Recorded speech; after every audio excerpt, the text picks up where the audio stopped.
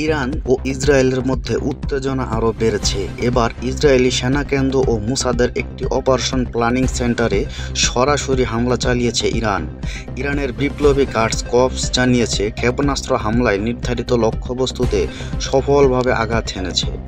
মঙ্গলবার আধা সরকারি সংবাদ সংস্থা তাসনিমকে উদ্ধৃত করে কাতার ভিত্তিক সংবাদ মাধ্যম আল জাজিরা জানিয়েছে, ইরানের রেভলিউশনারি গার্ডস কর্পসের অ্যারোস্পেস ফোর্স একটি কৌশলগত অভিযানে ইসরায়েলের সামরিক গোয়েন্দা কেন্দ্র লক্ষ্য করে এই হামলা চালায়।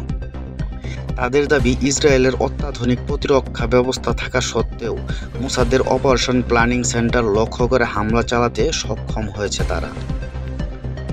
ইসরায়েলি গণমাধ্যম বলছে, উপকূলীয় শহর হাজলিয়ায় একটি স্পর্শকাতর স্থানে এই হামলা চালানো হয়।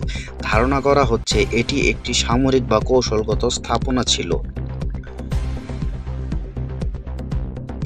গত 12 জুন দিবাগত রাতে হঠাৎ ইরানে বিমান হামলা শুরু করে ইসরায়েল। অপারেশন রাইজিং লায়ন নামের এই অভিযানে রাজধানীর তেহরান সহ ইরানের বিভিন্ন সামরিক স্থাপনা, পরমাণু গবেষণা কেন্দ্র ও আবাসিক স্থাপনায় হামলা চালায় ইহুদিবাদী সেনারা।